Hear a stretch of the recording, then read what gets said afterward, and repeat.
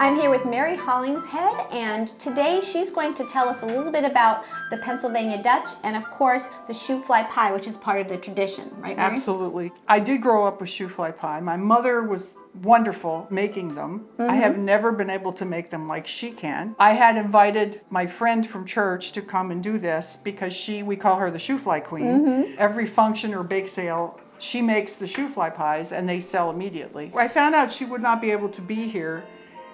Jackie threw me under the bus. Yes, I did. And asked me if I would fill in.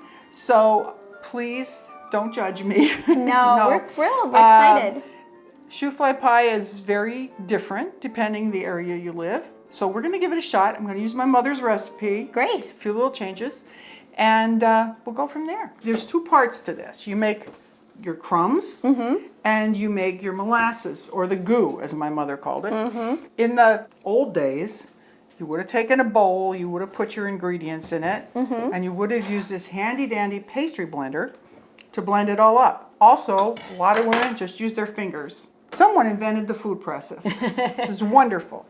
So I'm going to make my crumbs in my food processor in like 2 seconds. Okay. You're going to add 3 cups of flour. Now, sugar. My mother's recipe calls for white sugar.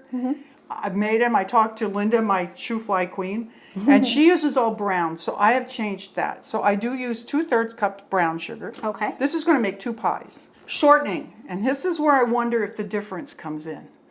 This is Crisco butter flavored shortening. They say shortening, not butter. Right.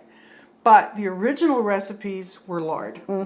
My mother, I remember as a child using lard. But this is 1/2 cup of butter flavored shortening. Okay. So we put the shortening in. One of the things my mother's recipe calls for in the crumbs is baking powder. Some recipes don't, some do. But my mom made them, so it's going in.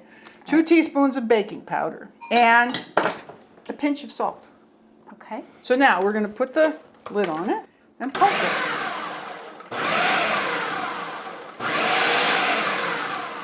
And just like that, we have crumbs. Nice. Okay, now we have our crumbs. We're going to take a cup. You said you like the stuff on top. This is where it comes from. We're going to take a cup and we're going to reserve them. Now comes the molasses part. This is where it's a matter of taste. This is baking molasses. This is king syrup. You can also have Brer Rabbit. What I've found out is I don't like it totally with baking molasses. It has a tendency to get very strong and very bitter. So we are going to make a 1/2 cup of baking molasses, and then we are going to fill it up with king syrup. So you're kind of cutting it with that. So I'm kind of cutting it with that. Okay. That again is a flavor preference. If you want to use all dark molasses, you can. Now we're going to take an egg, plop it right in there, and we're going to just mix that in. All right. We're going to add a cup of boiling water, and we're going to stir that up. Now, you're going to take this same cup, we have a teaspoon of baking soda. Okay. You can pour that in there, and add maybe a 1/4 cup of boiling water, and you're going to dissolve your soda. See it foaming? Yeah, yeah. You hear it too. Yeah. And we're going to put that right in there. We're going to mix that up. This will also foam up a little bit. That's going to be our wet bottom. That's your goo. Now, according to the recipes, this is where you go back to Pennsylvania Dutch cooks who didn't use recipes. You can add more liquid if you want more goo, but it doesn't tell you how much. Right. It's kind of trial and error, and I'm sure there's family recipes out there that you're going to have somebody go, oh, I'd never do that. Right. They're as different as night and day. Now, here's where the wet bottom. I'm going to take a ladle, and we're going to ladle that in the bottom of your prepared pie shell. Hopefully, this is going to be wetter bottom than my other one was, okay? I never said it would be perfect. Now we're going to take our crumbs. All right. We're going to mix that up. Oh yeah, it looks good now. Now it's really starting to look like the inside of a shoofly pie. Doesn't matter if you have little lumpy bumpies. And then we're going to divide that equally between our pies. All right. And you're just going to plop it in there. So that's kind of it. Okay. And then if you want to, you can try and spread it out a little bit. And then once we have that all in, we're going to take our reserved crumbs. We're going to just shake them on there. And now we're going to put this in the oven. Okay. At 400 for 10 minutes. And we're going to wait. And then after 10 minutes, we're going to reduce the heat to 350 and bake them for another 25 to 30 minutes. And then hopefully we will have shoofly pie.